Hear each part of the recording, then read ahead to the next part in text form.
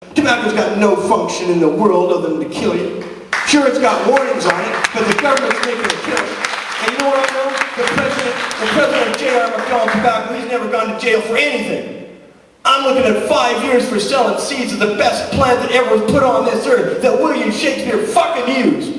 I'm going to jail for 5 years for seeds that don't even have any drug quality. And tobacco's everywhere killing people, and then President of J.R. McDonald Tobacco isn't going to jail for nothing. Nobody calls him to account for nothing. And what about all those doctors, the gods of our side, their prescription drugs? A man who wrote a play about me killed himself after he went off antidepressants.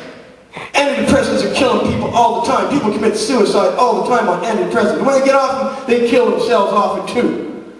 Lots of drugs doctors give you, and we believe them because you're a doctor, you ought to know. I've never seen a doctor brought before a cult for criminal malpractice for killing people. You know, the leading cause of death in Canadian hospitals is doctors giving people the wrong medicine in the wrong quantity. It's killing people all the time. There's a movie out called Generation RX. It's just out now. Shows how people are dying by the hundreds every day across North America because their doctors are giving them poison. Doctors are the highest paid people in our society, and they're giving people poison, and nobody's accountable. They never go to jail. Nobody's charging them. Doctors kill people all the time, and nobody's called to account. It's legal. You're supposed to respect those people. You're supposed to be treated with high honors. There's no greater position in our society than a doctor. They're like gods to people. Kill you. Salt, sugar kill you too. You know, it used to be tobacco was the leading cause of death in this country. 40,000 Canadians die from lung cancers and tobacco every year. 40,000.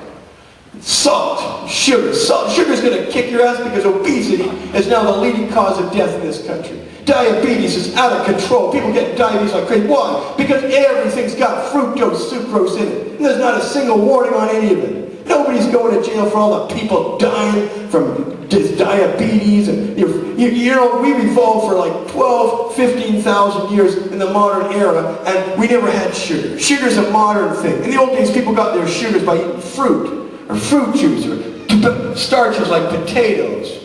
You get your sugars out of that. Then 150 years ago, we developed the method of refining sugar from canes. And then we started subsidizing farmers to produce too much corn. And now we make fructose sucrose so that everything we drink's got tons of sludgy sugar in it. And we're pouring it through our little tiny pancreas. Little tiny pancreas here is getting flooded with tons over a lifetime. Tons and tons of sugar that our body's never been able to evolve with. Never been able to catch up with. We've been out 12,000, 13, 15,000 years without sugar, and then all of a sudden we're pouring it through like it's a sluice.